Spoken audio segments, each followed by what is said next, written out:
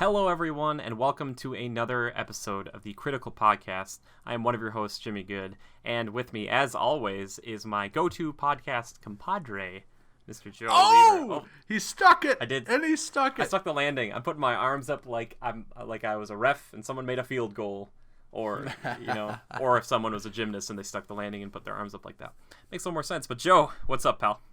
Not much, man. Thanks for having me on again. The go-to podcast compadre. See, it's a tongue twister. I'm proud of you, man. Well, I wrote it down too, so I could, because I was like, I'll use it from now on, just because that'll be your moniker on this thing. It's so good. But before we get started, as always, I'd like to thank Yoren Evers for this amazing picture you see here. And also, this is Daleb for the cool intro-outro music we have now. I just feel like with those two things, we've really brought up our game in the past few weeks, and they're super great. It's super nice to have both those things. And for those of you who may be new, basically, Joe and I talk about, video games. Main priorities in life. Yeah, main priorities in life. Video games, movies, TV shows, trailers, all these types of things. Maybe music, maybe books. Probably not those things. But we just kind of go through all that stuff and what's ever kind of topical. Or if there's not a lot of news that week, we kind of talk about things we love. Like last time, we did a whole bunch of Jurassic Park versus Jurassic World comparisons. So if you want to check that one, that was last week's podcast. Anyway, but today, we're in the moment. Topics for discussion today. New Beauty and the Beast trailer, or teaser trailer dropped, I think it was yesterday or 2 days ago. We're going to talk about Spiderman and Black Panther, who are two of the I think they're the only two brand new characters in Civil War, like superhero-wise. We're going to speculate about their standalone movies that are coming up in the next few years. And Overwatch, this game that we've been watching for a long time, and we got to play the beta of, finally launched. We're going to talk about that, talk about our favorite characters, talk about why we love that game. And we have a review in progress. I'm working on it right now, and I hope to have it up maybe this weekend. So stay tuned for that. We'll talk about it again later. But we've talked about Overwatch a lot, haven't we? But I tell you what, that goes to show what kind of a game it is. So check it out, people. Oh man, it's addicting. Oh my gosh, it is addicting. It's funny, Jimmy, and I don't want to get into it right away, but I at first you told me about it, I was like, it seems all right. I was kind of disinterested at first and thought I might not like it. Yeah. Man, I got into that beta. I was hooked every day. Had to be on it. Yeah, it was hard. I think I missed like one day, and I felt like I'd missed out on moments, like beautiful moments. I was like, no. But yeah. Anyway, we're gonna get right into it. So, Beauty and the Beast teaser trailer dropped. So, Joe, what do you think about just? We'll start kind of big picture, and we'll kind of narrow it down back to Beauty and the Beast. But we're getting a lot of these live action kind of old Disney animated films. We've had Maleficent, we've had Cinderella, we've had The Jungle Book. What do you think about that kind of, that trend that we're seeing right now? Is that, I don't know, do you like it? Do you not like it? What do you think? Well, Jimmy, first off, I think we found out that Disney can do no wrong. Well, especially with this stuff. Oh my gosh. I mean, they hit home runs out of the park every frickin' time. That's not to say they might not let us down once or twice. So who knows? Yeah, for sure. It's open to speculation. But anywho, that trailer, I was like, I got a little excited. Mm-hmm. This may sound stupid, but when I was a kid, a wee lad, if you would like to say, I enjoyed Beauty and the Beast. I thought it was a kind of a good story, and I was always rooting for that beast to kick some ass. Yeah, so you're all behind these kind of fantasy things brought to the silver screen. I am, man. I mean, from our, we had a podcast a few podcasts back. I went on a rant for almost an hour about the Jungle Book, the new re-envisioning of it. Oh my God, it was awesome. Yeah, it was good. So good. It was very good. And if that's any indication, I think we're going to see some great stuff for this Beauty and the Beast movie. So, first impressions of the trailer, it's short and sweet, leaves a lot to speculation, and it's mysterious. I loved it. The setting, first off. Oh, the setting. Holy man. Anybody who's listened to our podcast before, I'm a big fan of the kind of dark and ominous settings. And man, that castle up in the mountains. Ooh, too good. The kind of abandoned mansion, the shots you see, it's a feast for the senses, to say the least. I'm going to trademark that comment, feast for the senses. Anywho, and they don't introduce any characters besides a little glimpse of Emma Watson, which I'll give a little applause for that one. I like her, and I think she'll be a good fit for the role, and congrats to her, because that'll be a big one for her. So first impressions, I can't wait to see more. It's on the top of my mind all the while, waiting for it, so I'm excited. Yeah, so I guess for me, like I said with you, we're going to start big, kind of get small. I think that Disney doing these movies again, live action wise, and by that I mean, when I said break it to the silver screen again, in a sense, it comes off, I think, in some ways as shallow and kind of, like they're not really trying anymore. Like they're just like, oh, why would we make brand new films when we can just take our old classics and then make live action versions and not have to like write a new script or do anything like that. I mean, obviously they have to do some, tweaking and stuff, but it's like, here's the plot. Like they just give you the plot. You're like, I can watch, Beauty and the Beast right now, and that's probably going to be what the movie's going to follow, So, again, like I said, it looks like that, but with these versions, I didn't see Cinderella, but with both Maleficent and Jungle Book, more so Maleficent, they did kind of a big turn on that one, and it was just like a different slant, a different angle on the whole thing, which was pretty cool. I thought it was kind of like, from another person's perspective, kind of like, I think like Wicked, that's kind of the whole thought of that, that play, is that it's kind of like from the Wicked Witch of the West's point of view and all that stuff in the background. But I think for this one particularly, which first off, I thought that castle was like kind of weird. It looked a little bit like Cinderella's for just like a second. I thought it was like a new Disney logo.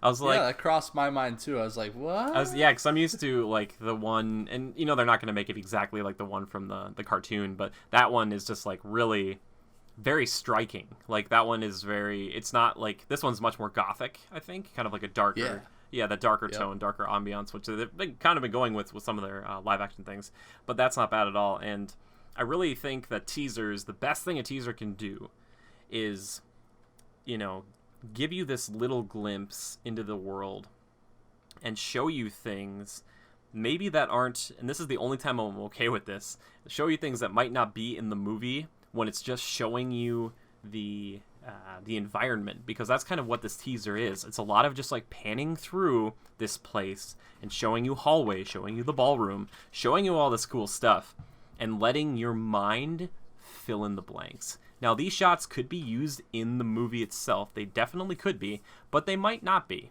It's not like a Jurassic World type of thing where they show you like a dinosaur and it's like that shot's gonna be in the movie.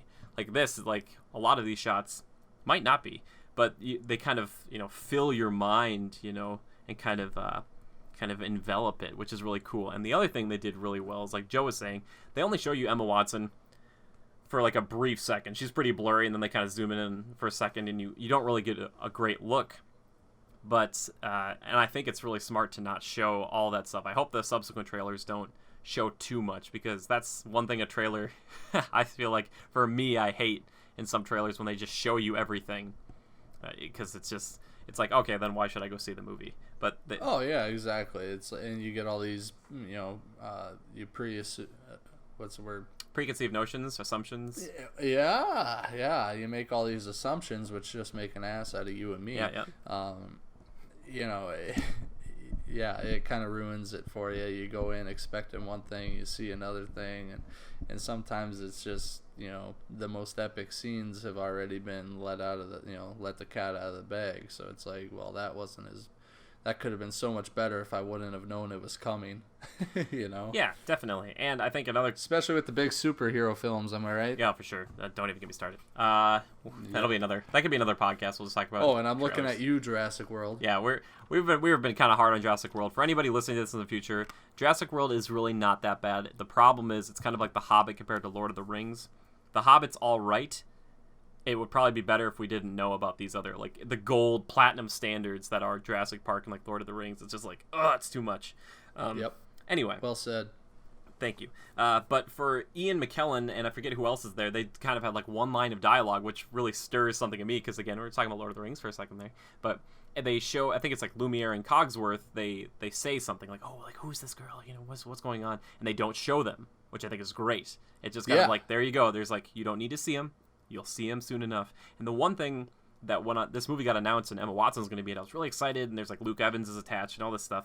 The one thing I didn't think about was what the Beast is actually going to look like. Because I thought for sure at the end of this trailer, Joe, instead of showing Emma Watson looking at the rose as Belle, I thought there was going to be like a roar and like the Beast, like you'd see him for like a half second and you'd be like, oh my gosh, like this guy is like legitimately terrifying. Because really, they kind of have a little more, I feel like they could take some creative liberties and make him even more atrocious, even though I think the old Beast design is just on point still to this day. He's like this lion gorilla kind of demon thing that I've always been like, that's an amazing design. So yeah, I'm real curious to see what they do. I'm hoping, part of me hopes it's going to be similar to like, you know, most everybody's seen Van Helsing, right? The Van Helsing werewolf, I think it's but sweet. tweak it to look more,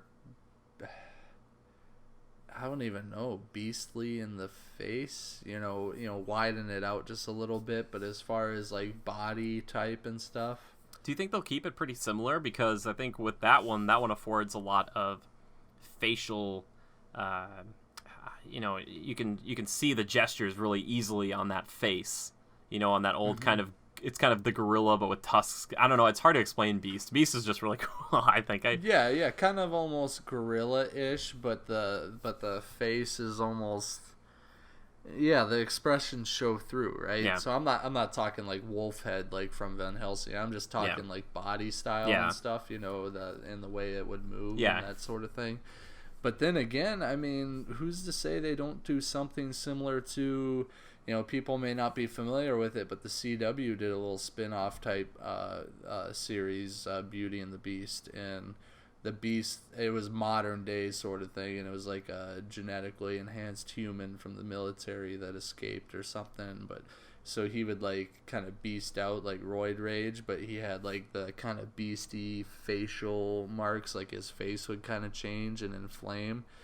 It was kind of a neat take on it and a new spin on, you know, a modern day Beauty and the Beast. I think to translate it into modern day, that was interesting. Obviously, it's not the same for this one, so I wonder how they'll do it. Will it just be a humanoid that just kind of has a grotesque face? No, it's got to be CGI. It has to be CGI. A big CGI thing. It's gonna be like 8 feet tall. This thing, I'm guessing. I feel like they have to. I tell you, see, that's the thing. Here's what they did. They just teased you with just a taste. Exactly. That's the thing. He's Not speculating. enough to know anything, and here we are. Gears are turning. I'm burning out bearings left and right. I got, whew. I tell ya. Do you think, Joe, I know that there will be singing in this one. I'm not sure of how much of a musical it's going to be, kind of similar to its old roots. But the thing is, you know, when you think of Jungle Book again, getting back to that, that's a movie that has a lot of musical numbers in it. And they did do like 2 or 3. And the ones in Beauty and the Beast are even more beloved.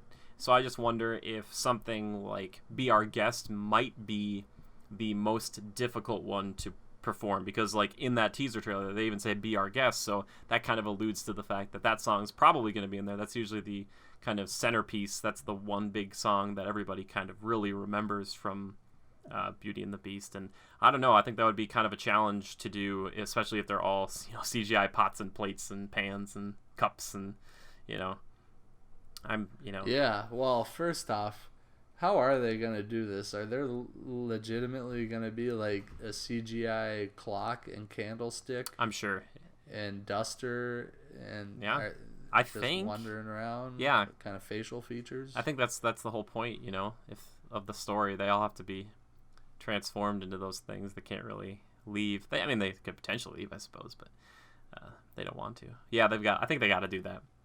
I don't know. I suppose. And Disney's done a good job. Outlandish, don't you think? But well, so is like a 20-foot tall orangutan that can sing a song and sound like a New York gangster and have an entire temple fall on him.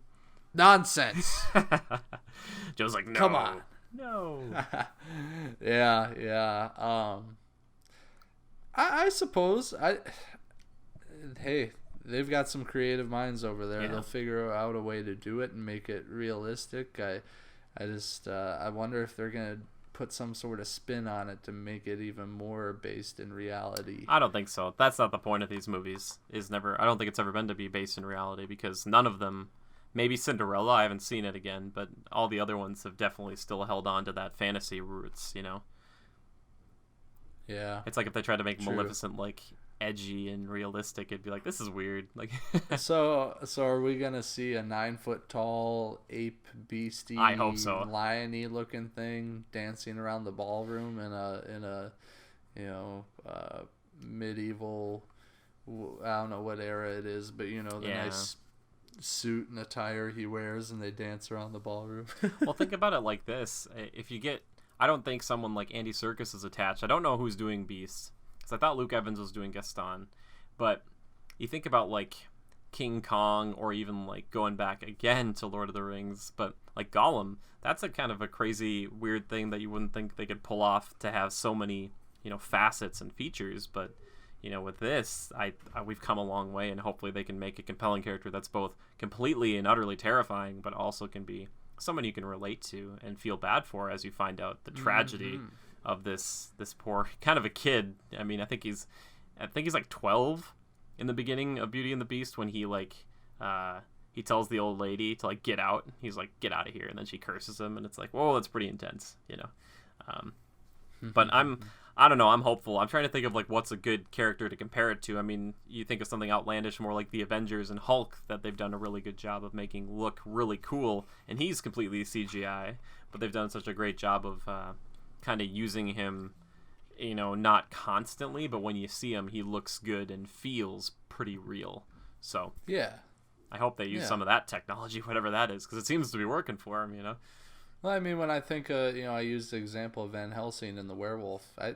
I thought that was well done. Seems real. Seems legit and everything. So, if they're gonna do a legit Beast, I think they kind of use something similar as a base, and tailor him up to look like the Beast from the original. Yeah, So. I would guess they'd probably just use the Beast from the original as their base. They're like, all right, guys, here's what you got to work with, and they just slap one picture of Beast up. They're like, do something like this.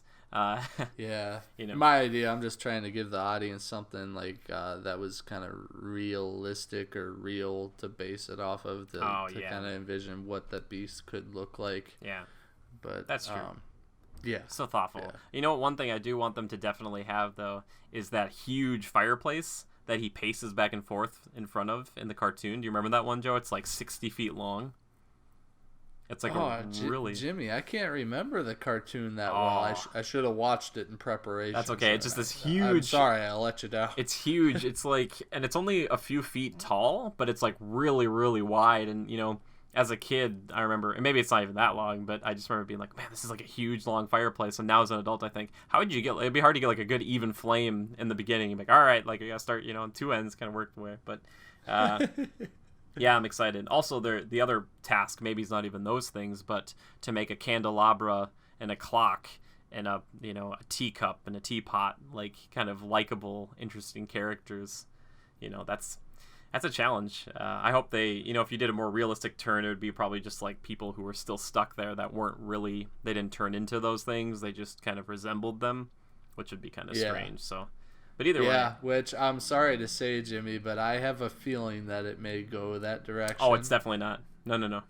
I'm sorry. I'll bet you right now. I'm sorry, but we should maybe start a little friendly wager. Wager. Just a bet. I bet you that they are definitely going to do... Everybody's going to be CGI, like those, like the...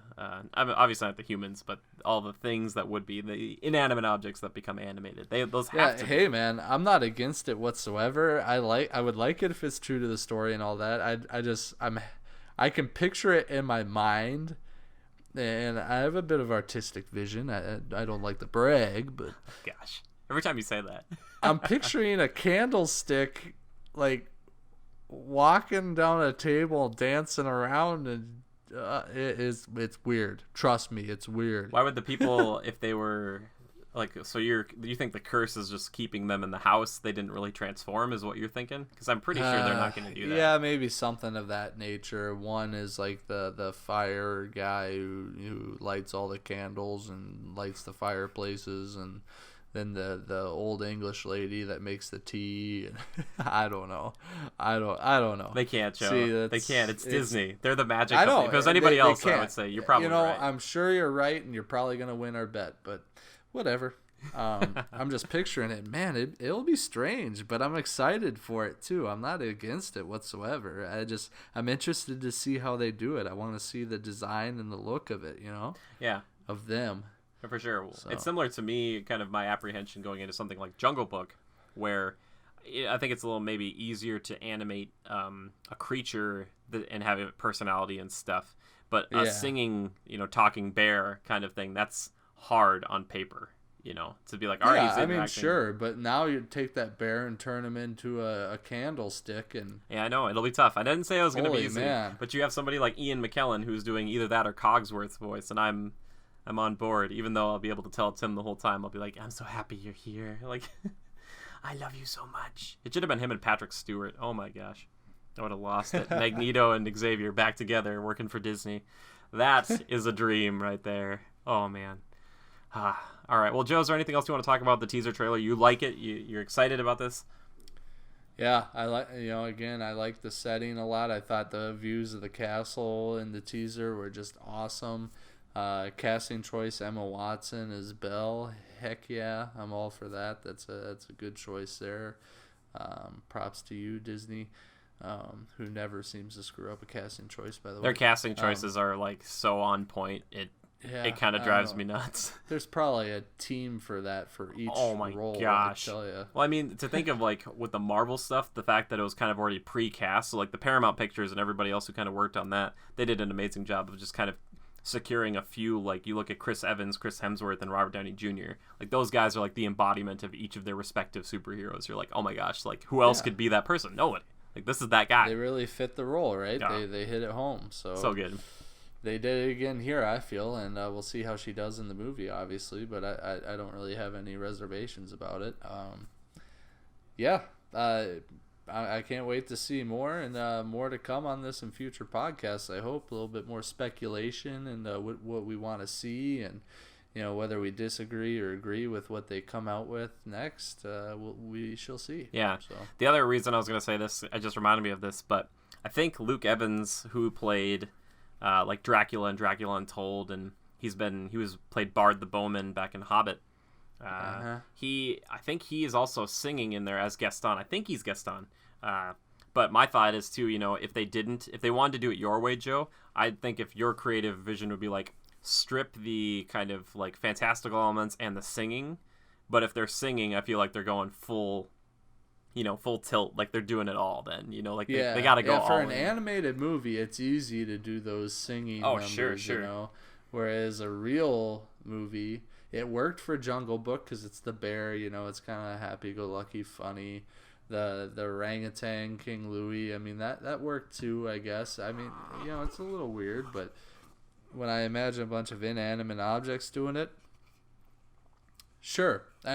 They just have to play up the magical feature. Yeah, for sure. The magical part of the movie, they have to really play that up. So if they can do that well, they can probably make it work. We'll just have to see. Yeah, and if they already kind of showed off the rose, so I'm guessing that they, that's kind of their their nod to saying like this is going to be like you remember, but obviously a newer version of it. And it probably would be. It would be kind of bad if they stripped it down a lot, I think they would get a lot of criticism. I think if another company did a version of it and they did kind of your version, people would be like, oh, this is like a refreshing take. But for Disney to take it and do that, it would be like, Disney, what are you doing? Come on, guys, what are you doing? But yeah, I'm excited for it. I'm also very proud of Emma Watson. Not that my pride means anything to her, but I'm proud that she's not just kind of sitting back and saying like, all right, Hermione was my thing.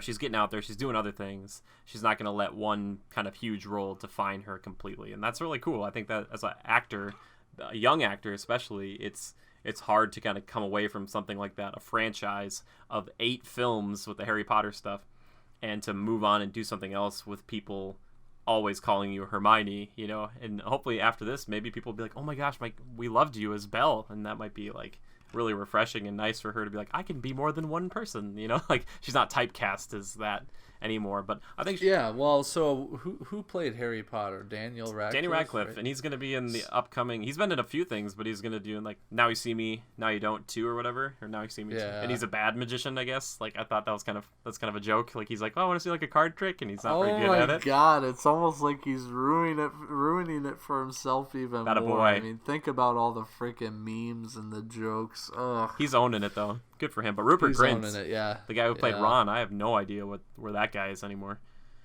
Yeah, he probably called her a day and went home and sat on his money pile. Yeah. Well, for some reason, for me, Emma Watson, yeah, I know that she played Hermione, but I feel like as a woman, she's grown up, and I kind of look at her like I don't necessarily always identify her as, oh, Harry Potter. And Harry Potter has gotten to the point where it's starting to, I'm not saying it's phased out, but it's not so much the top thing on the pyramid anymore. You know, it's kind of in the back of people's minds, not forgotten about, but almost sort of deal. But Daniel Radcliffe, sorry to say, he was the face of that series, and you look at the guy and it's like, that's Harry Potter. Yeah, for some reason I just cannot shake it. When I look at the guy, I'm like, that's Harry Potter. Emma Watson, I look at her like, yeah, she played Hermione, but you know, whatever. I feel like maybe it's because her face isn't as memorable. I don't know, and that sounds weird, but Daniel Radcliffe, to me, I mean, you look at the guy and it's like Harry Potter. Fair enough. All I need to say is, how dare you, Emma Watson? Your face is very memorable, and if you're listening to this, I didn't mean it like that. I'd love to have you on the podcast sometime. We can talk about whatever you want. It doesn't even have to be movies or anything. You can just tell me about your day, and I'll just listen to that beautiful accent and be like, yes, keep going. You know, tell me about your day. Are you recording this, Jimmy? Yeah. It's a podcast. Of course, I'm recording it. Yeah, I'm recording. And then I get tell me more. Yeah, I was gonna say, give me like a text a few weeks later. She'd be like, I noticed the podcast never went up, but I'd be like, that's just for me. No. It's getting creepy over here. I'm a fan. I'm a fan. It would be great. Maybe one day. But for now, I'm excited to have her there. I really like Luke Evans too. I think he's kind of a rising talent, and I'm hoping he'd be a good guest. Good Gaston. Yeah, for sure. And I know that actors love to play villains from time to time, and I think for him it'll be good because he has played the villain before. He in other movies, most notably kind of in it was a Furious 6 or whatever that one was, Joe. Yeah, whichever one where they're on the plane on the runway. And yeah. So he's been in there. I mean, he's tussled with Diesel and The Rock. So I mean, give the guy props, or at least his stuntman has. But I'm excited for him too, and whoever does Beast, or if I don't exactly know whoever's doing whatever, but excited if for the he's movie. playing Gaston, he's got to buff up even more. I know the guy's in shape, but I mean, steroids maybe. Yeah, something. Gaston. I mean, he eats how many eggs a day? Was it like 60? And now he's the size of a barge. I don't know. This is the song. I like Gaston a lot. Okay. Quick side note. Gaston, yeah, he's a jerk. All right, he's not the nicest guy in town, but you know, give it to the guy. He's getting pursued by the quote unquote like pretty kind of ladies in the town, but he wants Belle, and I think it's because she's a challenge. I think she's smart. She's an intellectual, and not necessarily that he is. And maybe it's kind of like a trophy thing for him. Like he's like, if I can get Belle, I can get anybody. But he's not that like evil. He just wants to marry her. That's pretty much his goal. So they haven't even gone on a single date, and he wants to marry her already. Jesus, it's old medieval times, Joe. Things move fast because if they don't, you're gonna die and get eaten by wolves. That's just how it goes in medieval France. Which, by the way, both Beauty and the Beast and Hunchback of Notre Dame, both in France. I always wanted a crossover because both those movies are like some of my favorite ones. Oh man, the Hunchback gave me nightmares. Hunchback is like the darkest, well, besides like Black Cauldron or something, which I haven't really watched all of, but Hunchback of Notre Dame, dark but great. Oh my gosh, I love that movie. Super good. I would have killed that thing too. I mean, Oh my god! I was like, what is he talking about? Like, oh no, he's talking about Quasimodo. Oh my god! I'm kidding. You're I'm sick. kidding. You're a It bad... just gave me nightmares. Okay. Great. Not Is only that insensitive, have we like made me sound like a creep about Emma Watson, but now you're a jerk and tried to kill Quasimodo. Quasi's a good guy. I like Quasi. Anyway, we're getting off topic, but that's what happens on this show. If a conversation is a river, consider this to be a tributary. All right, we're getting back on the main drag. Boom! Back down the what is that? Geography? Sure, we'll do that. That's fine. Anyway, so we're gonna get into this is a little bit of speculation, a little bit of kind of hopes and dreams for these next two characters, for Spider-Man and the Black Panther. So if you haven't seen Captain America: Civil War yet, we highly recommend that you go see it. After that, feel free to go check out my review. Shameless plug. It's over on the YouTube channel, or obviously you're already here on the YouTube channel. You can watch it here. It's somewhere here. It's somewhere here. But from this point on, we're gonna go into spoilers about that a little bit, I'm sure, and talk about what we want to see, the future of these characters. It's not gonna be like we're gonna dissect Civil War. We already did that, and you can go check that out if you want to. But I'm gonna start by kind of asking you, Joe, which of these two characters are you more excited about for like a kind of standalone thing? Which is like the one, if you could see it tomorrow, you'd be like, this is the one right now. Big pause. To be honest, well, that's a tough choice. I liked them both a lot. For some reason, I find Spider-Man more compelling. Really? Okay, tell me why.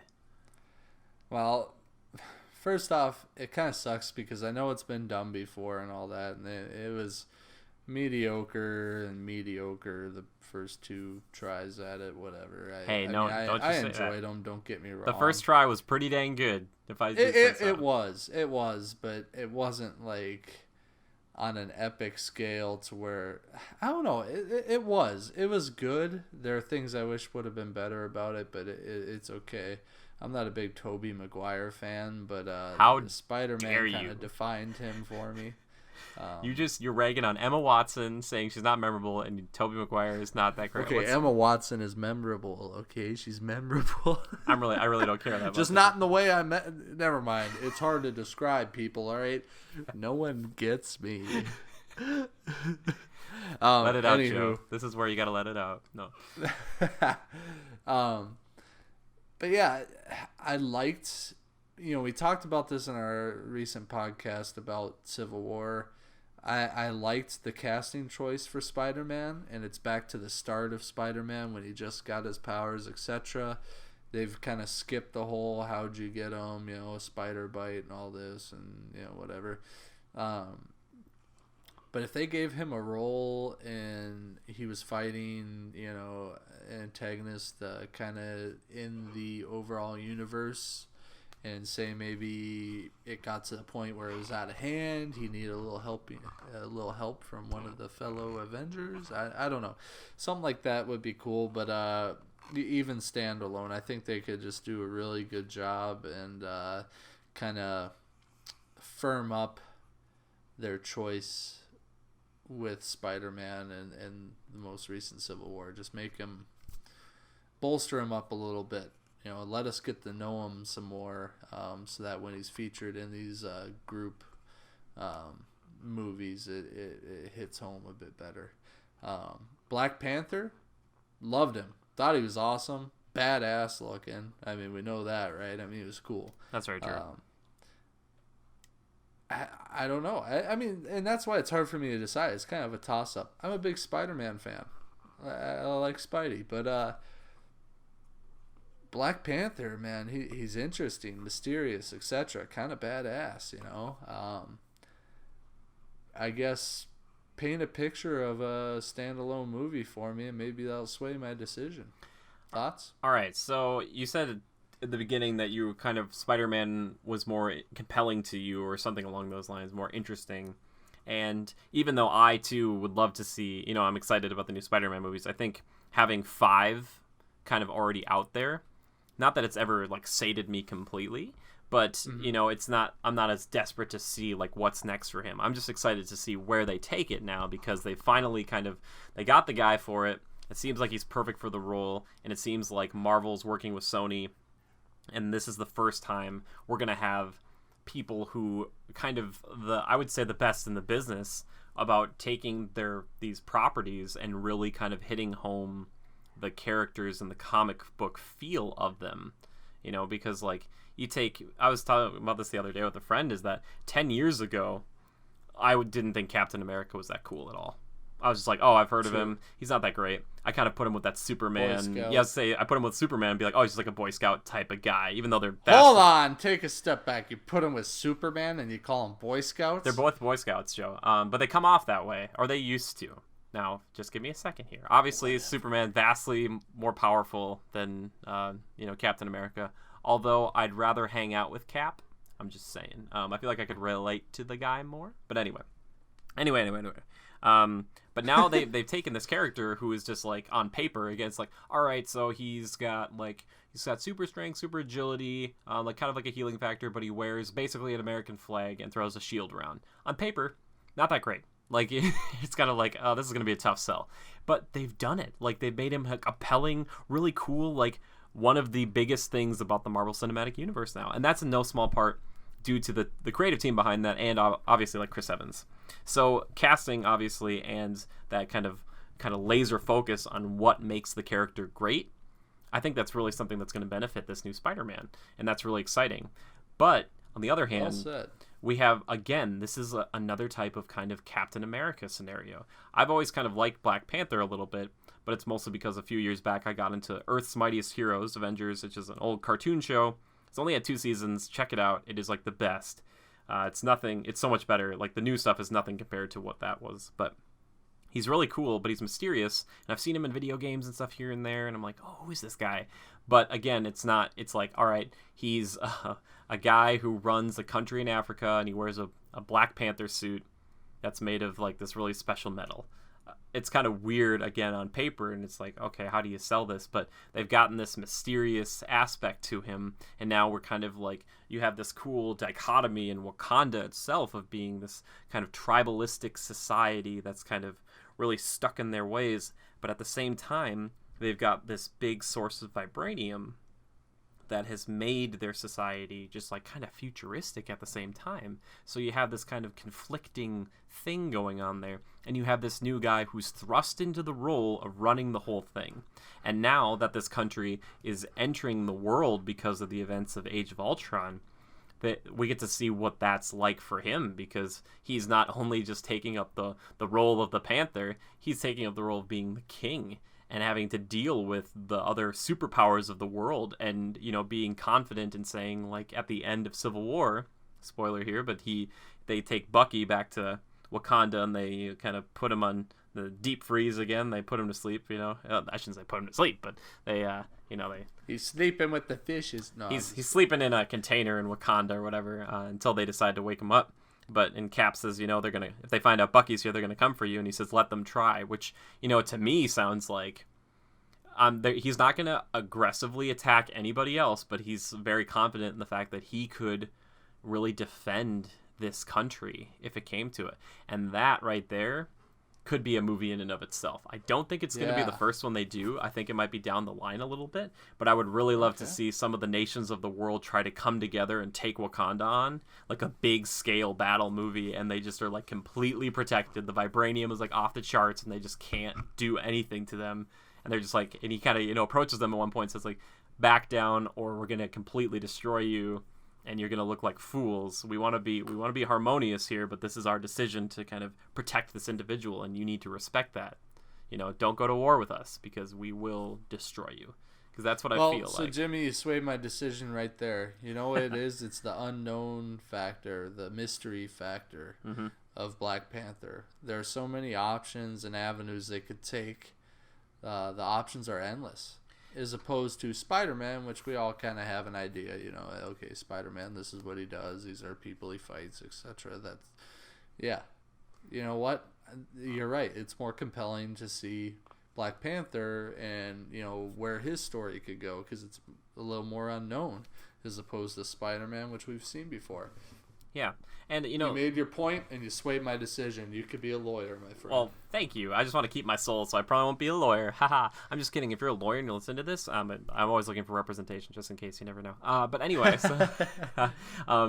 but with Spider-Man, you get like the classic kind of like superhero, and that type of thing isn't bad. I still like to see that. And people will be like, oh, it's cliched and blah, blah, blah. And I'm hoping that in his first standalone movie, there's just kind of a few throwaway lines of like quick flashes of like, yeah, I got bit by a spider once, and that was unfortunate, but I learned to get these cool powers, and that was a cool thing for me. But I really learned from my Uncle Ben, with this great power comes great responsibility. They don't need to show Ben dying.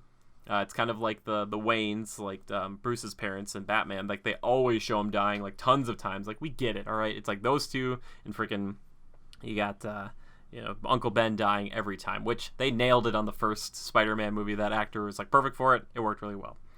But with Spider-Man, I think the thing that's interesting for him is that he's obviously going to have a trilogy, if not more.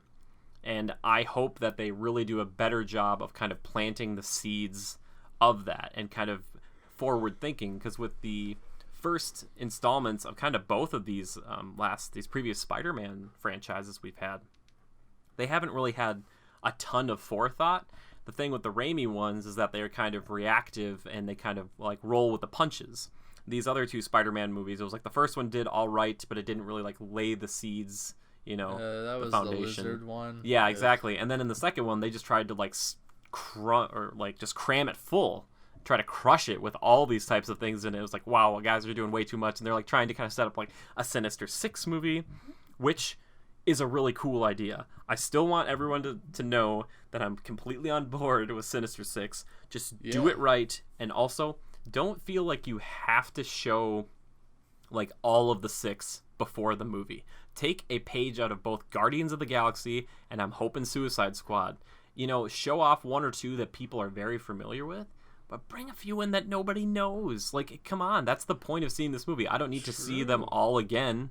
Like, it'd be like, oh, these are, like, I know these guys. Like, with Avengers, it's a little different because they were building up to it, and we still got a few new ones, and we got to see them interact. But with this, don't be afraid to do that. And also, don't be afraid to make Spider-Man a villain. Like, make it look like, from their point of view, this is the right thing to do. Don't make it Suicide Squad. Don't be like, oh, these guys are working for us now. Like, that's for the Thunderbolts, which is a whole different crew.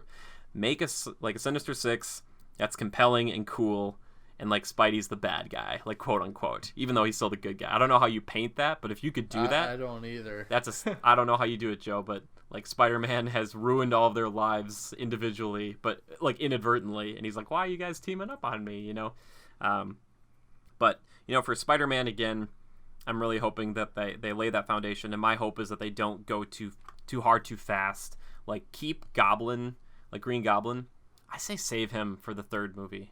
Get that kind of cool, like, father-son relationship again, like that Tobey Maguire and Willem Dafoe, like, just completely nailed in the first movie of Spider-Man, like the Sam Raimi trilogy. But just, like, lay the foundation in the first one. Second one, they both kind of find out about each other, and they kind of have to, like, work together, because Harry's involved, and, Pete and Harry are friends, and Harry's dad is, like, Norman Osborn. And then in the third movie, have that kind of dramatic confrontation. If you're gonna kill Goblin, make it be emotional. Don't make it just be like, oh, he was here and he died. Like, like, build up to it. Make us feel bad for him, because that's one thing that I think if Willem Dafoe had more time, he was kind of a relatable villain, because you felt bad. He got like kicked out of his own, like, the company he started, and he got kind of betrayed and stuff like that. And it was like, I kind of get why he's going on his revenge trip. Yeah, he kind of went insane too, but it was fun to watch that. So I think as a trilogy, it'll be really good. But Black Panther, right now, we have no idea where it's going to go. I think I've heard rumors and talks about Michael B. Jordan, who played the Human Torch, would come over and play potentially a villain for Black Panther, which could be a number of villains. I don't really know them all very well. I wanted it to be Man-Ape, which sounds really funny, and it kind of is, but it's a offshot cult in Wakanda called the White Gorilla Cult, and they were kind of like banished or whatnot. But basically, he's like a super duper strong dude with, like, he wears the coat of a white gorilla, and I would love to see how they would, again, like the Beast, how would they transfer that into live action and make it kind of compelling? That would be a hard thing to do. So I'm excited, though, for Black Panther, because I really think that we needed, like, a standalone guy like this who has some mystery left, because I feel like we all know, like, all the cards are on the table for everybody else in the MCU right now. You know, we know how everybody operates. I'm so stupid. Why did I choose Spider-Man? You can still, Spider-Man's still cool, and that's good because you're excited about a character that we've been watching like the past like 10-15 years, and you're still excited about it, even though they've rebooted him twice now, which is insane to think. You know? Yeah, it is. Like, but I still like Spidey, and I'm excited for it. But the argument you made, you know, the unknown factor with Black Panther and the possibilities, you won me over. You're absolutely right there, pal. Yeah, the only problem that I think Black Panther is going to face is not critical success. I think that movie will be kind of, people will really like it, and they'll talk about the fact that this might be, I don't know if Cyborg's going to beat him to the punch on this one, but it might be the first standalone like African American superhero. I shouldn't say American, African person that's going to be in a lead role that isn't just, because right now Marvel, like their black actors are just sidekicks. You have War Machine and you have Falcon, you know, and they're just sidekicks, and that's not bad, but it's nice to see one that's like, I operate on my own. I'm not working for somebody else. I work for me. I'm a king. So I'm excited to see where they go with that, but I'm worried that the success of this one is not going to be as much, obviously, as Spider-Man. Spider-Man is like the Batman of the Marvel world. So, like, just putting his name on anything. If they would have called it Captain America and Spider-Man, like, you know, like, they could have even done that for this last movie. And people would have been like, oh, you should probably call it Civil War, but, you know, we're trying to get people in for Spidey. So I'm hoping that Black Panther finds success with the masses, because I think he's a really cool character. And the thing with him, I think, Joe, I know I've been going on and on, but I think the thing with him is going to be, how do you make him relatable? He's one of the most unrelatable characters to, you know, to I guess me, as just being like a regular guy who's never run a country before or is like futuristic in any way. So I don't know. Do you think there'll be any problems with that, kind of like trying to make him seem more relatable? Well, I mean, they make him they humanize him big time. You know, his father dies. He's kind of distraught, angry. You know, they humanize him there. I mean, he is a person.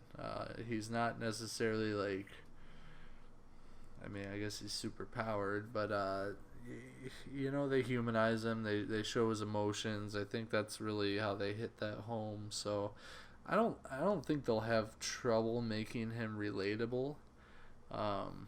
He's still a person and everything. I think it'd be more challenging to make somebody like the Beast relatable, because he's more of an animal. It's harder to relate to. I don't know.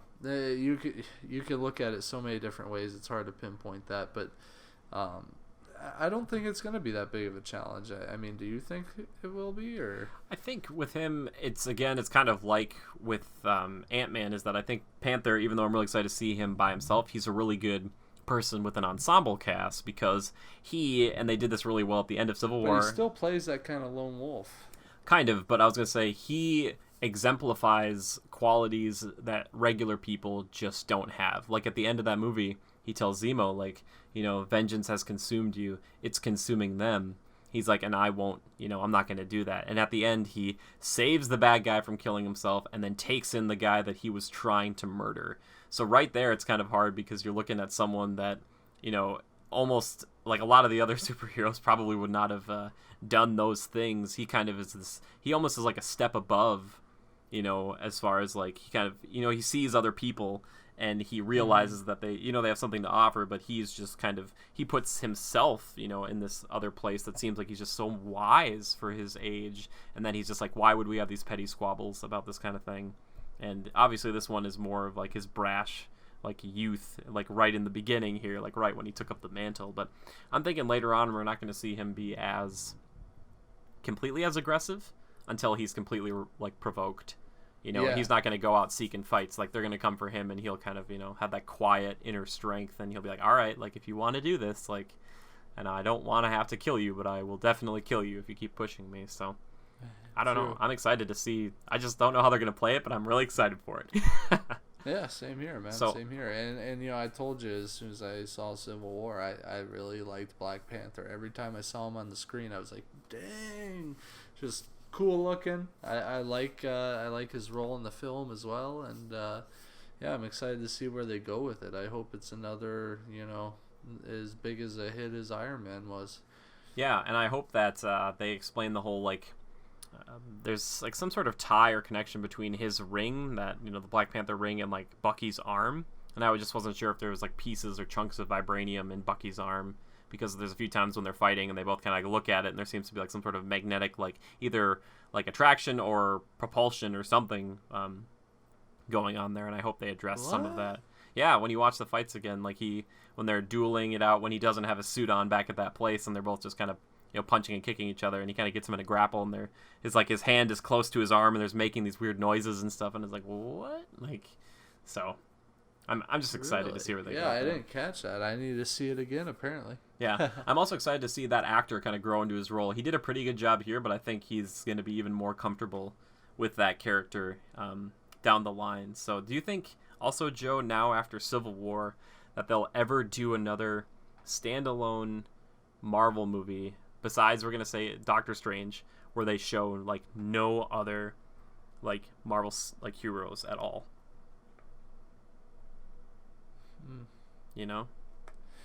Jimmy, it's very possible that they won't be, and I'll tell you why. Green paper. Yeah, that's true.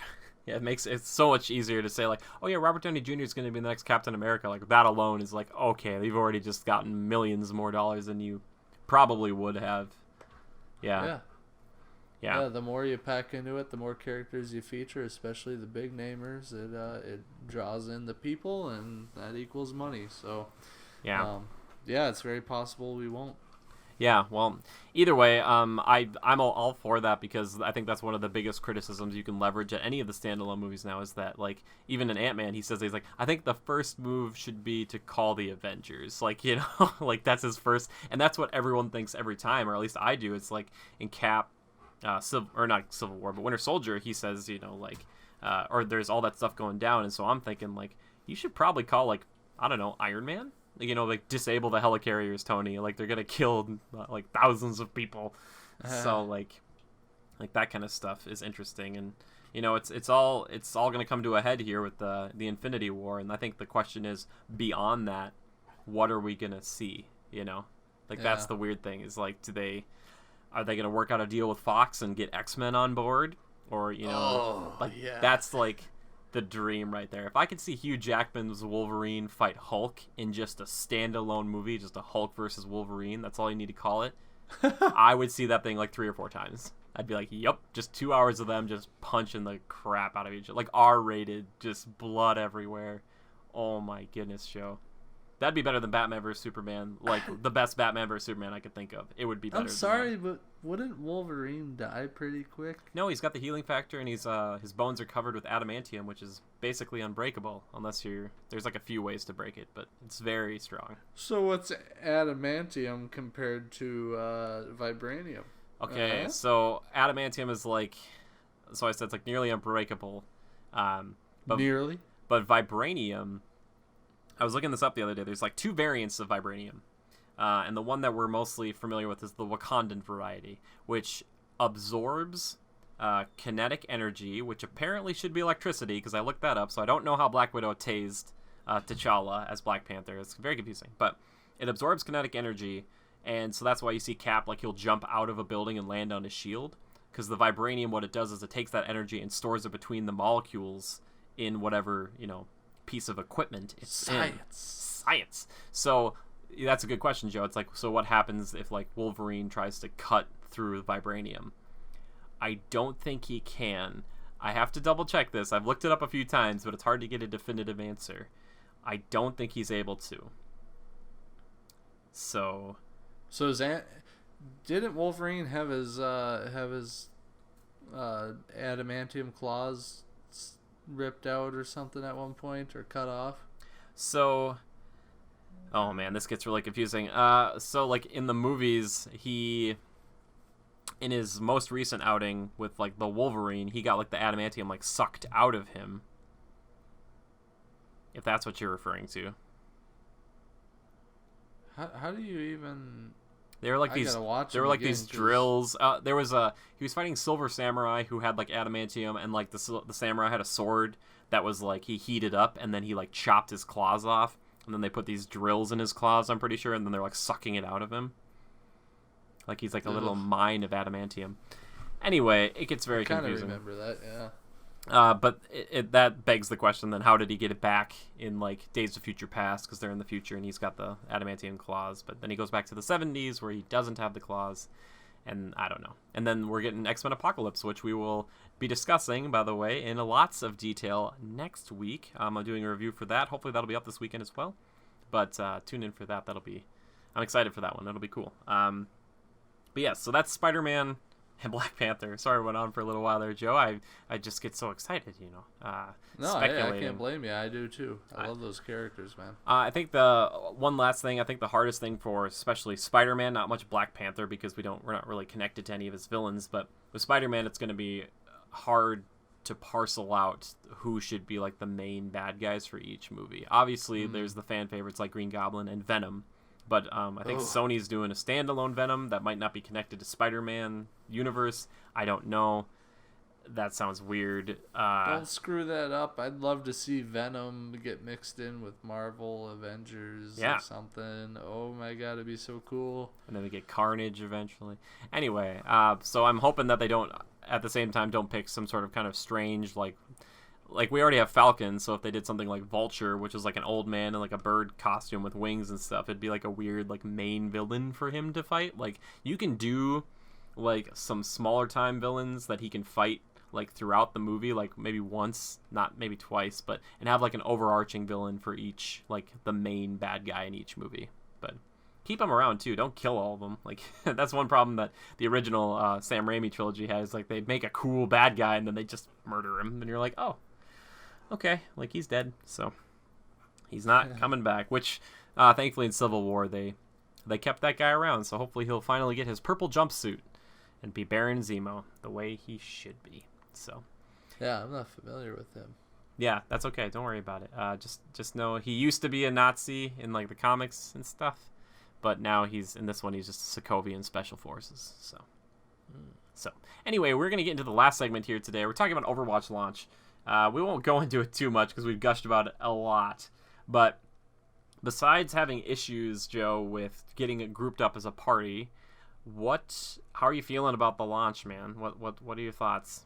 Well, yeah, just one little launch day glitch, which was the party joining with your buddies, but it was fine. We worked through that issue, but man, just like I remember it, I love it. I love it. I just love I think the biggest thing for me, Jimmy, is the character variations. Yeah, I love that too. The choices you can make. And that's kind of going back to like Call of Duty. That's something I always love about Call of Duty is the weapon customization and the variations of weapons and attachments. This is different in that it's characters, which I think is even on a higher scale than that. Obviously, it's so much fun. Like, I wanna rock an attack specialist this time. Let's go with somebody like Tracer, quick and to the point, and shoot them up. Or let's do somebody who's a little more, get right in the middle of it and start swiping around and taking them all out. Go with Winston as a tank. I just had to go with two of my faves right off the bat. But, I was going to say, I don't know if those were like two very different ones. I thought you were going to be like, and then you have another one that sits back in the back, like Widowmaker, kind of picking people off. I was like, oh, he's going right Hanzo in the fray. In the back, picking people off. Which Hanzo, for some reason, he has been like my arch nemesis since the start of the game. He's very good. I don't know why, but I cannot sidestep that guy's arrows. He gets me all the frickin' time. Drives me nuts. But, yeah, needless to say, just like I remember it in the beta, it's a blast to play, and I like the gameplay feel. It's a lot like Call of Duty as far as gunplay. Coincidentally, Call of Duty developers helped them with developing that, which they did a great job, and I think that was a good idea. Just a lot of fun. The variations, man, the choices, it's fresh and new every match. Exactly, and they go by pretty quickly, so it's not. You don't feel like it's kind of like a tough slog Like you're not. That's one of my gripes with something like the kind of more realistic Battlefield stuff, is that sometimes those games can go on and on and on, which if as a player, when you think about that, you think like, oh, I just get more time in the game.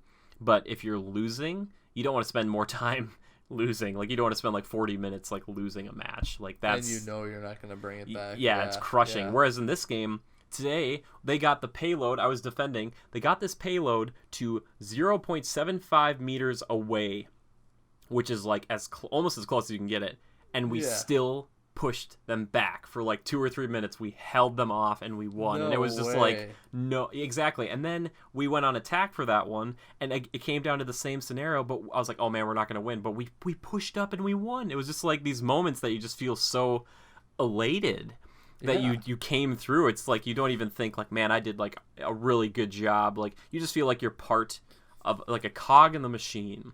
And if everybody's firing... Jimmy, well, like when we were playing last night, we were able to kind of join in together, not an actual group, but how did we even do that? We were spectating each other. Yeah, and then we got dropped in the same game. Yeah. Opposite sides. So I was against you and our buddy Drew, and we had some that came down to the wire, man. And that's what I like about the game, is that it's not... it's a lot about team balance, and sometimes it's just random. Some people are good at what they're doing or with a certain character, and you can really make some hot moves. And there's so many matches. I mean, we've had a lot of them, haven't we, where it just comes down to the wire. Yeah. And then if it goes your way, you're just like, you're almost jumping up to the ceiling, throwing your hands up, and it's a blast. And that's what I love. It's surpassed Call of Duty for me, and I'm a big COD fan, and I'm loving it, more of it. So and I know you and I are gonna we're gonna record some footage, and a lot of that stuff will be Twitch streaming and everything. So excited for more, man. Yeah, definitely. I don't think I'll be getting sick of it anytime soon. No, and it's good because I know for me personally, like we have Halo 5 and we had The Division for a bit, and I've personally, for me, I like go through some of these games and I like them for a few months, and it's like I kind of want to maybe take a break and maybe not play a shooter. But for this game, it's just every match feels like not a new game even, but if you play a new character, they all play so differently. So if you don't like first-person shooters, you could still love this game. There are characters made for you.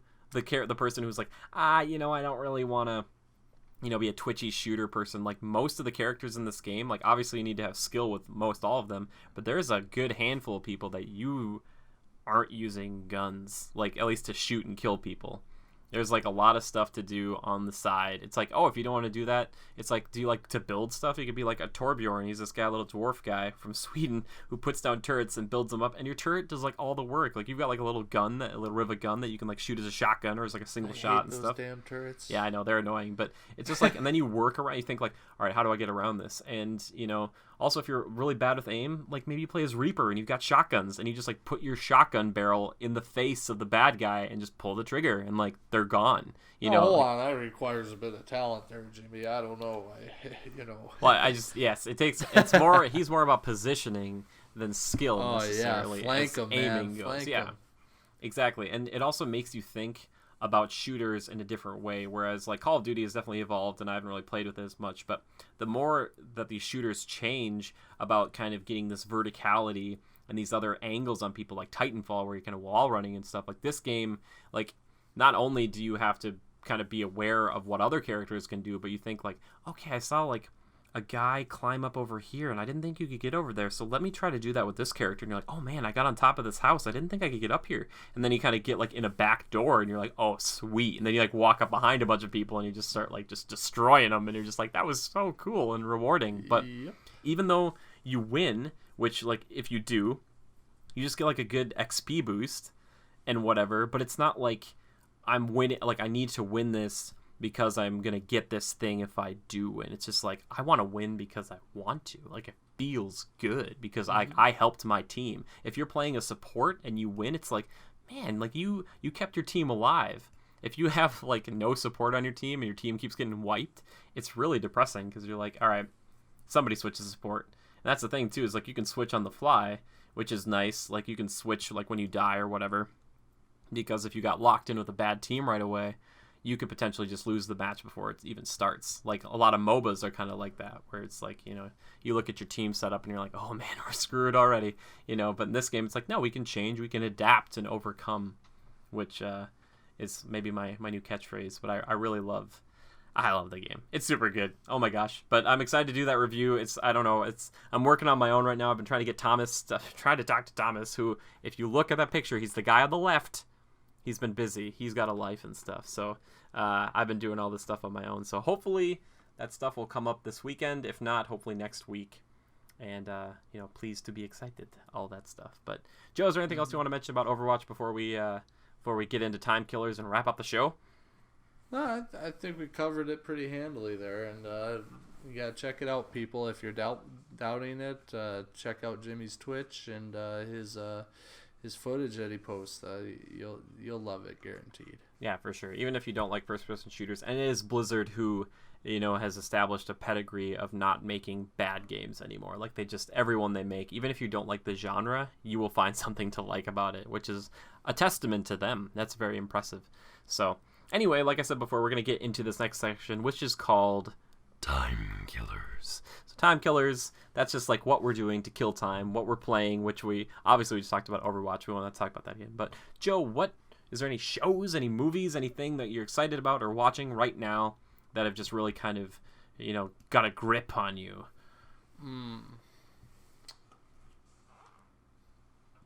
I've been catching up on this season for The Flash. Yes, and I need to do that too.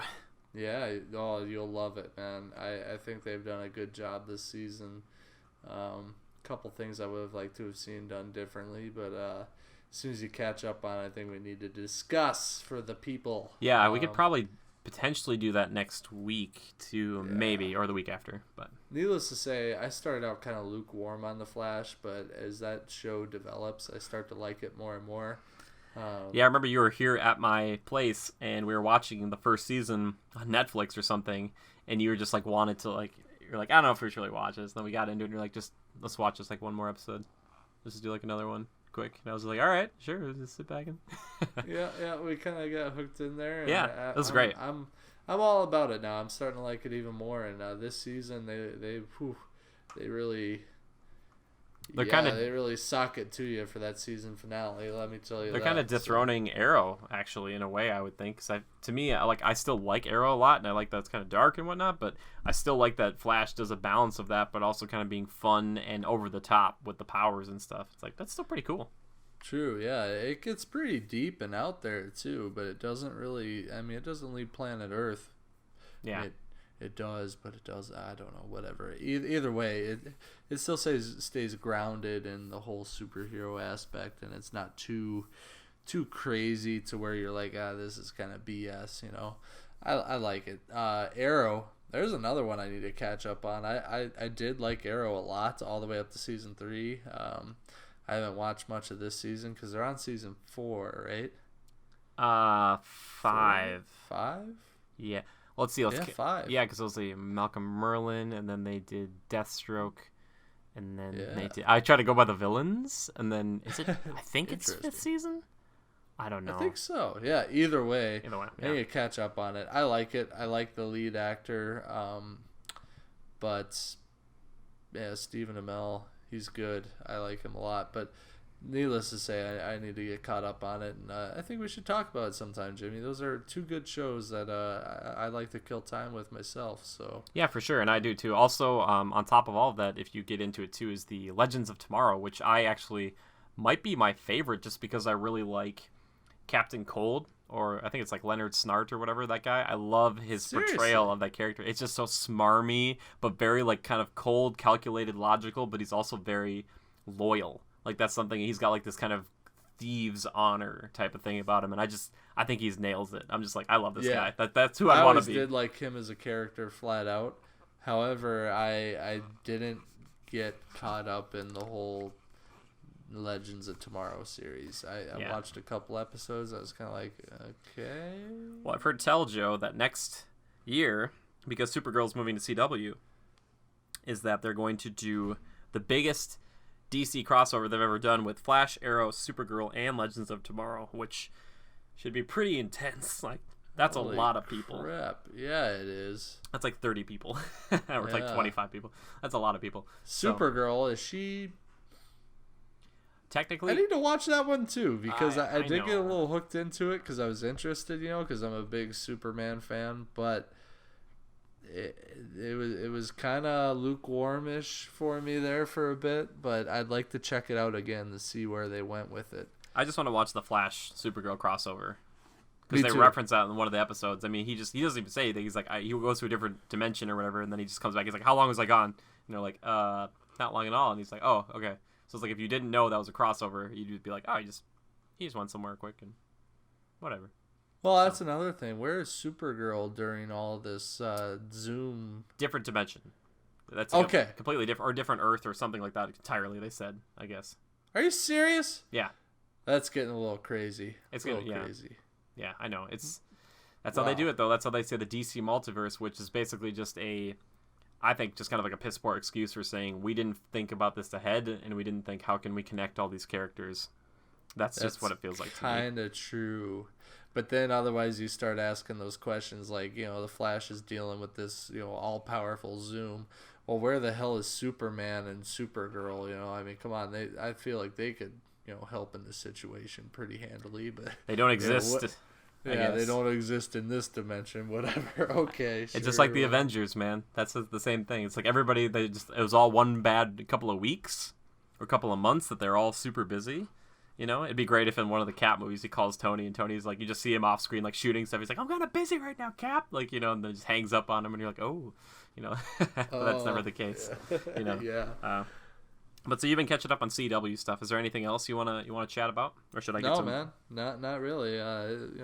Bit of a slow time for me and busy time at work, so I kind of fall behind on my time killers. I might start making you say that because I'm starting to lose my voice here. No. Yeah, it takes a lot from the Adam's apple. You got to really hit it home. You know? You got to get the demon out. That's the demon. Exercise your demons, Jimmy. Yeah, put him on the cross trainer. Get him doing dumbbells and stuff. You got to exercise him. Zing.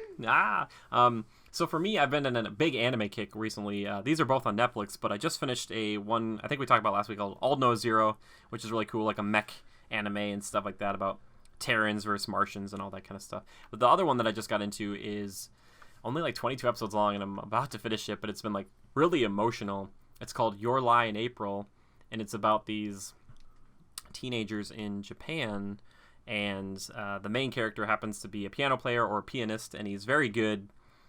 He grew up on it because his mom taught him, but his mom was really abusive, and she kind of like just forced him to like not even like basically listen to the music, but to just learn and memorize these notes. So as like an 8-year-old, he's like a prodigy. He's just like a metronome. Like he just does it without even thinking.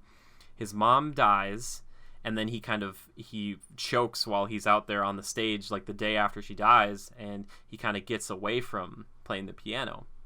And then he has like these friends, but eventually meets this young woman who's the same age, and she happens to be a very good violinist. So she kind of forces him back into this the musical world. But unfortunately, you kind of find out through the show that she is suffering from a potentially fatal ailment, and it's just kind of talking about the lives of these kids and how they intersect and all these relationships and music and all of this stuff. And it's like really emotional, but it's really gripping. And it's beautiful music, and it's just really it's been a pleasure, even though it's just like I know it's probably gonna end in complete tragedy. I'm like I just can't stop watching it. But so both of those are really good. But like I don't know, check them out if you're into anime at all, and even if you're not, give them a shot. Netflix has got some really good stuff on there nowadays. I'm really impressed. So, and also another note, quick about news: there is a deal that Disney signed with Netflix that's starting in their theatrical releases from 2016 on, which does not include The Force Awakens, but includes stuff like Captain America Civil War. Netflix will be the only place to stream those movies. So you can still buy them and stuff from iTunes and things like that, but the only place you'll be able to stream them when they're available for that kind of stuff will be Netflix, which for me is just like a nice surprise because I already have Netflix, and I'm like, yeah, I'd probably buy these movies anyway, but I'll stream them, like, that sounds great. Like, just like, oh, Civil War is on there now, like in a few months. Be like, yeah, I'll turn that on, like, yeah, sure. So Are you excited about that at all, Joe? Heck yeah, man. Yeah, Any man. access I can get to them, the better. Any more of those Marvel, the Disney stuff? Oh man, Disney's just gonna start sending my paycheck to them. Anyway, so thank you, Joe, for coming on. Obviously, I shouldn't say coming on, just you're part of this. You are the other half to this. Thank you, the sir. yang to my yin, if you will. It is always a pleasure, and yeah, I enjoy talking about these things with you, man. And Yeah. I hope the audience appreciates it as well. Definitely. And guys, thank you all so much for the people who show up to listen to these things. I really appreciate it. I know they can run long a little bit sometimes, and we can kind of go off on tangents and things like that. But hey, it's a podcast. It's leisure listening, so enjoy. Exactly. And if you're ever thinking like, I never know of like a good time to listen to this. I mean, like, even if you're going to bed, just throw us on. We're like white noise, just lull you to sleep. No, I'm just kidding. But thank you guys so much for tuning into this type of stuff, and feel free to leave comments if you have questions for us, because that's something Joe and I really want to get into, is answering your questions. So please, I implore you, even if it's just something really basic about Joe and myself, or if it's something where you're like, what are your thoughts on this piece of news, like that DC dropped, or whatever, we can even do an episode around those types of things, or at least have a section at the end or even the beginning about your comments, your questions, the feedback you have for us. This is all invaluable to us. I hope you guys realize that. Like, anything you can give us is great. If you tweeted us, say like, hey, Jimmy, hey, Joe, you should do this, or we like this, or we don't like how you did this. That's great, because that's the only way we can grow and keep doing this all the time, because that's the goal, right? Is to learn and grow from this experience. So if you want to do those things, that's great. If you haven't liked the video and subscribed and do all that stuff, But if you want to follow us on Twitter, I am at Go Critical. That's capital G, capital C, and obviously critical as in critical reviews, which you are on this YouTube page right now. So Joe, if I was a savvy kid and I was using the old Twitter machine, where would I find you? I don't know. My Twitter handle, you say? That's the one. That's what the kids are saying. That would be at lever_627. And that's spelled just like beaver, only with an L. Laugh. I know, I get it. That's okay. Don't worry about it. No one ever screws up spelling my name, though. That's okay. And then my Instagram, I share stuff on there as well. That's at leverj627. See, that's how I was getting confused, because I was starting to put J's after those for your Twitter handle, and it's like, it's bad. You know what? I need to just take the leap and change them so that they're both the same. Yeah. One day I'll get around to that, but yeah, check us out there. We like to share a lot of stuff, and tweet at us, and we want to hear your comments and your feedback. I think that'll fuel us, and give you the content that you desire. So yeah, definitely. And also, if you have time, check us out on Twitch, because we're streaming on there most weeknights. And for sure, I'm trying to do this thing called Throwback Thursday, where I'm playing not even like old games, but like right now I just picked up the Uncharted collection. So I've been playing through the first Uncharted on Thursday afternoon, so you can check those out, tune into those. And, a shameless plug here, if you donate to the PayPal there, it goes back into this stuff for better equipment and stuff, and eventually I'll get enough money and just force Joe to move to the Twin Cities, where we're based out of here in Minnesota, and just I'll be like, Joe, you have to come, we have enough money, and he'll be like, I don't want to, and I'll just force you to. You can laugh. Technically, I lived there for a while. Yeah. Whatever. Anyway, one day. But if you do that, that's great. And if you share it around, if you actually like this type of thing and you want to see it get bigger and you want to see more stuff, if you want to see our faces one day, more so than just on like the Twitch stream and stuff like that, because then we can get cameras and stuff that we can if you want to see podcasts where it's like just two talking heads, like looking at each other like, hey, how's it going? Here's a question that I'd like to pose to the audience, Jimmy, and I hope we can get some comments and feedback on this, is who wants to see Jimmy do vlogs? Oh, no.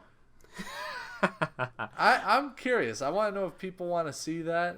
Jimmy's out and about, or a special event coming up, Jimmy's vlogging. who wants to see that sort of content? I'm curious, who likes that sort of thing. I know I kind of do. I follow some vloggers on YouTube, but I thought you meant like just doing like the vlog, like diary ones where it's just like like me sitting at a computer just kind of staring at a camera, because I know a lot of people do that too.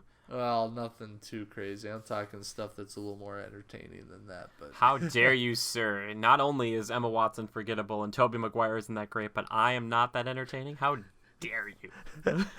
That's 3 strikes, Joe. Oh, Jimmy, you're the opposite. But I mean, you staring at a computer is not very entertaining. I'm sorry. Well, I guess it depends on what the person's talking about. The things that really bother me are like trailer reaction videos, which if any of you know what those are, it's the ones where it's just like they probably have already watched the trailer before, but it's like if I put a trailer on right now and you could see my face and I was just like, oh, whoa, oh, like, like just making weird noises and be like, oh, how dare you, blah, blah, blah. It's like, that's stupid. Dissect the trailer in a separate video after and tell people to go watch the trailer first. It's not like we showed you the Beauty and the Beast trailer here. Like, you should go watch that and then come watch this, so that way you can be like, oh, I know what they're talking about, I just feel like it's a disservice, but yeah, I don't know if you guys would want to see me do vlogs and stuff right now.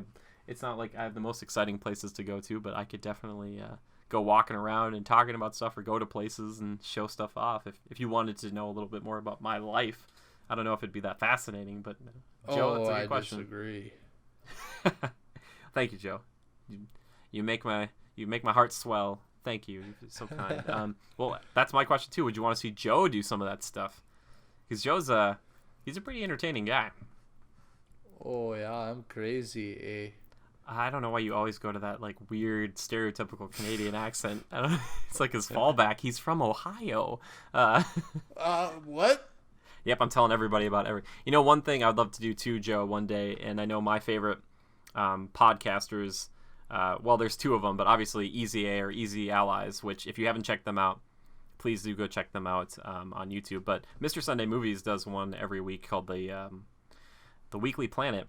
And they did a huge Q&A section, and it was like 2 hours long, but it was just so entertaining. Like you just they would just answer like little things about like, oh, like what kind of dog do you have, and like where did you work in the past, or stuff like that. And it's like if we ever got big enough to do something like that where it could last that amount of time and people wanted to know that information, that'd be a lot of fun too. But for now, if you have any questions, just a few here and there we could put at the top of the show, the end of the show. I think that'd be fun. I think it'd be fun because we can interact with you guys, because that's the most rewarding thing about doing this, is that we get to share ideas and opinions with people and hear their side too. That's what this platform gives us the ability to do. It's not just like a one-way street. It's not a radio. Like you guys can, send us feedback. So, but thank you again from the bottom of our hearts. We really appreciate anyone and everyone who stops by. It's always a pleasure. So thank you again, Joe. Thank you again to Joran Evers for the picture. You can find his art station down below and in the, it's probably popped up right now. And to This Is Daylub, you can go check out his SoundCloud and see his other music. So thank you guys so much for watching, and we will see you next time.